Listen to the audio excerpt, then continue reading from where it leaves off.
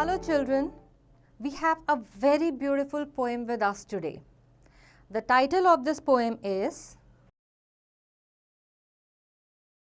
A Bird Came Down. This poem is written by Emily Dickinson. She was an American poetess born in Amherst, Massachusetts. The poetess chances to see a bird walking along a pathway. Suddenly the bird bites a worm into two and eats it. After that, the bird, like fearful of being caught, glances around quickly. The narrator offers it a crumb, but the bird flies away. Let's read the poem. A bird came down the walk. He did not know I saw. He bit an angleworm in halves and ate the fellow raw. हमने बड़ी बार अपने आसपास देखा है ना, छोटी छोटी चिड़िया या अलग अलग टाइप की बर्ड्स कोई सीड्स या कोई वर्म कुछ भी उठा करके खा रही होती हैं. तो पोएटिस ने भी देखा कि एक बर्ड वॉकवे पे चलती हुई आई या ऊपर से आई नीचे. एक छोटा सा वर्म उसको नज़र आया जिसको उसने बाइट मार के खा लिया. And then he drank a dew from a convenient grass and then hopped sideways to the wall to let a beetle pass. जब उसने उस वर्म को खा लिया तो ग्रास पर जो ओस की बूंद होती है ना, दैट इज कॉल्ड ड्यू.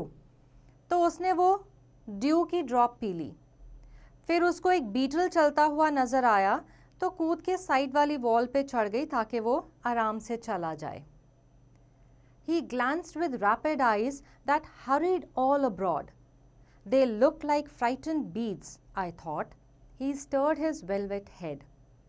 अब जब तक तो ये बर्ड वर्म खा रही थी अटैक करके, तब तक तो नॉर्मल थी. लेकिन अब वो आसपास थोड़ा सा डर के देख रही थी.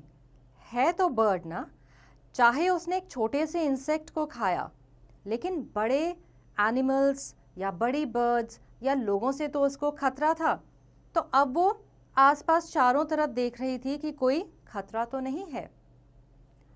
Like one in danger, cautious, I offered him a crumb, and he unrolled his feathers and rode him softer home.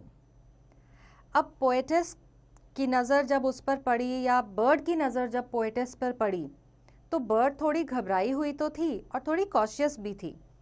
तो पोएटिस ने उस बर्ड को एक ब्रेड का छोटा सा टुकड़ा ऑफर किया खाने के लिए.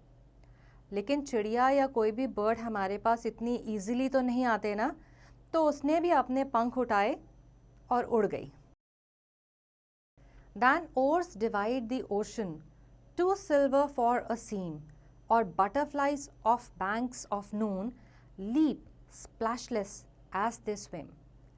अब ये जैसे ही बर्ड उड़ के गई तो पोएटिस ने इसकी इमेजरी किससे कंपेयर करी है. इमेजिन कोई डक हो पानी में, तो वो थोड़ी स्प्लैशिंग साउंड के साथ पानी में आएगी और फिर तैरना शुरू करेगी. लेकिन ये बर्ड जब उड़ी तो पोएटिस ने स्काई को पानी से कंपेयर करा और बिना किसी स्प्लैशिंग साउंड के ये उड़ गई.